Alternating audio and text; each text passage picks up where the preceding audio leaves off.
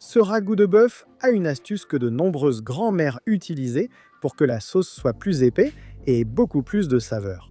Aujourd'hui, je vais te l'apprendre. Reste jusqu'à la fin. Si ton ragoût de bœuf est parfois fade ou trop liquide, il est probable que tu commettes l'une des 3 erreurs que je vais corriger dans cette vidéo. Aujourd'hui, on va bien faire les choses. Un ragoût de bœuf comme autrefois, comme on le faisait à la maison avec 4 ingrédients et un peu de patience. Et bien sûr, avec 3 astuces qui font toute la différence. Ragoût de bœuf aux pommes de terre, une merveille. Bonjour, je suis Viti et voici la cochina de la abuela. Vous me l'avez demandé et le voilà. Aujourd'hui, on prépare un plat traditionnel qui, dès la bonne odeur, annonce un bon repas. Un ragoût de bœuf avec des pommes de terre, comme ceux que préparaient les grands-mères en prenant leur temps et surtout avec amour. Ne t'inquiète pas, je vais te montrer 3 astuces que les grands-mères utilisent pour que ce soit parfait. Alors si tu aimes les plats mijotés, reste jusqu'à la fin parce que celui-ci va te plaire. Premier ingrédient, 1 kg de viande de bœuf à mijoter. Pour ma part, je prends toujours du paleron ou du jarret, si je peux. Ici, il n'y a rien de compliqué parce que normalement, les bons ragoûts se font avec 3 ou 4 choses bien faites. On commence par saler et poivrer la viande, puis on la met tout de suite dans une cocotte. Et on fait chauffer un bon filet d'huile d'olive. Maintenant vient la première astuce importante. Bien saisir la viande. Ça peut sembler anodin, mais je t'assure que ça change complètement le ragoût. Quand cette croûte dorée se forme, tu vois, là c'est le goût du ragoût qui commence à apparaître. On retire et on réserve. Si tu es ici, c'est que l'algorithme a vu juste et que la vidéo te plaît. Alors ne pars pas sans t'abonner et activer la cloche pour être averti à chaque fois que je publie une vidéo, au moins 2 par semaine. Allez, abonne-toi, on vise le million et on est déjà à presque 870 000. Et en plus, tu dois me laisser un like parce que ça ne te coûte rien et ça m'aide beaucoup à continuer à préparer du contenu gratuit. Comme celui que je publie, on aime tous ce qui est gratuit, hein? Toi et moi. Allez, clique, je te vois, et toi, tu n'as pas encore cliqué, fais attention à ne pas oublier. Une fois la viande retirée et dans la même casserole, avec la même huile, on commence le sofrito. On ajoute l'oignon, le poivron et l'ail. Une étape clé, car c'est ici que se construit la saveur du ragoût. Dans ce cas-là, pour moi, la perfection réside dans un oignon moyen, un poivron moyen et 2 gousses d'ail. J'aime le poivron rouge, mais le vert convient aussi, c'est toi qui décides. Une pincée de sel pour que ça rende son eau et cuise plus vite, et voilà, le sofrito est lancé. Un ingrédient qui va apporter une touche de qualité, la sauce tomate cuisinée. 3 cuillères à soupe suffisent alors, on l'ajoute. 1, 2, 3. Et 3 cuillères, j'y vais, un petit coup de cuillère. 60 secondes pour que ça réduise un peu et c'est prêt. Ingrédient suivant, pour encore plus de saveur, avec une cuillère à café de paprika dedans. Tu peux utiliser du paprika doux ou fort, celui que tu veux, moi j'ai utilisé du doux.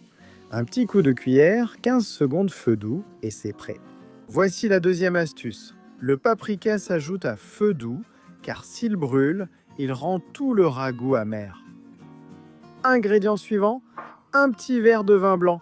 Moi, j'aime qu'il ait une touche sucrée, mais tu peux utiliser celui que tu veux. Même avec la moitié de brandy ou en remplaçant par du vin rouge, tu peux obtenir un plat spectaculaire. On ajoute notre filet de vin blanc, on laisse l'alcool s'évaporer à feu moyen pendant 5 minutes. Et ici, il n'y a aucune urgence car les bons ragoûts se font sans regarder l'heure. On remet la viande dans la cocotte. On mélange pour que les saveurs s'imprègnent et que cela nous donne au final un ragoût spectaculaire. Et on couvre avec de l'eau ou du bouillon.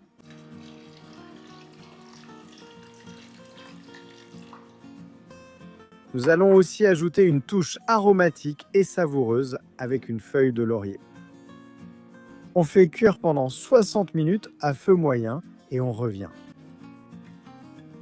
Maintenant, c'est le moment le plus important des ragoûts. Du temps et un feu moyen. Quand la viande commence à devenir tendre, c'est à ce moment-là qu'il faut ajouter les pommes de terre, donc il faut attendre un peu. C'est le moment parfait pour les éplucher, les laver et les casser. Casser nos pommes de terre, regarde bien, on ne les coupe pas, on les casse. Comme ça, elles libèrent leur amidon et le bouillon devient plus épais et plus savoureux.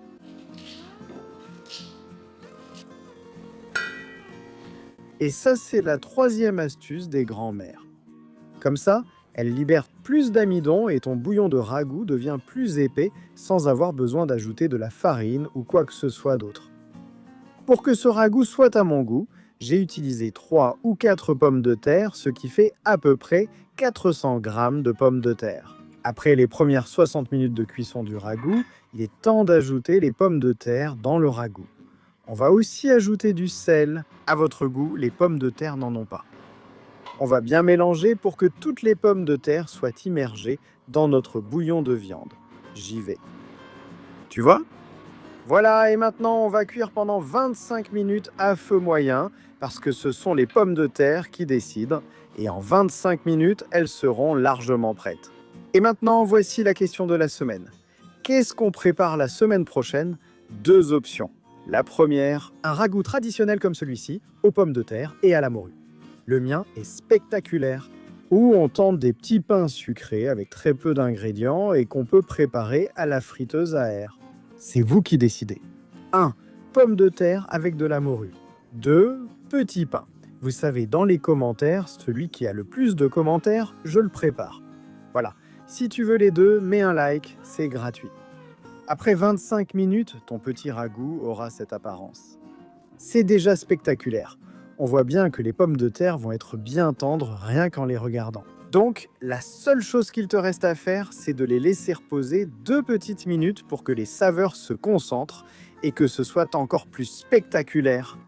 Il n'y a plus qu'à passer à table. Voilà, tu as un ragoût incroyable. Moi, j'aime bien ajouter quelques herbes aromatiques pour donner une touche spectaculaire à table. Tu en mets si tu veux. Et sinon, non. Ragoût de bœuf. Préparé avec les 3 astuces des grands-mères et avec un résultat aussi spectaculaire que celui que tu vois sur l'image. Regarde. Vu du dessus, quelle merveille. Tu dois absolument préparer cette recette. Riz-ras, le succès est garanti. Vous voyez, ça t'a été super facile. Et tout de suite, je vais préparer l'assiette. J'y vais. Et je mets une bonne portion bien copieuse, comme j'aime, avec des pommes de terre, de la viande, de la sauce, du bouillon épais, plein de saveurs. Regarde, voilà le résultat final. C'est une pure merveille. Un super plat de bœuf avec des pommes de terre qui déclenchera les applaudissements de tous tes convives.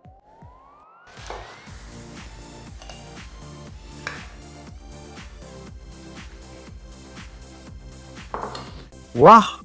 Ça, avec un morceau de pain, c'est difficile à surpasser. Je vais chercher une petite cuillère. Attendez-moi. Pas une petite cuillère, non, une grande louche là. Allons-y, goûtons. Bon appétit, c'est spectaculaire. Quel bouillon délicieux, hein? Eh bien, tu sais, hein, si tu veux le préparer, je te laisse les ingrédients quelque part, là où tu peux les trouver, dans la description et aussi dans la vidéo, pour que personne ne se perde. Merci d'être venu, je vous aime. N'oublie pas de t'abonner, de me laisser un like, et on se retrouve dans la prochaine vidéo qui sera aussi bonne que celle-ci. Quelle merveille, les gars! Et super facile. Parfaitement cuit. Quelle viande tendre! J'adore ce plat. Prépare-le!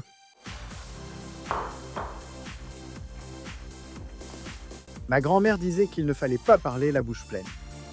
Mais qu'est-ce qu'on peut y faire? Je m'arrête là. À la prochaine.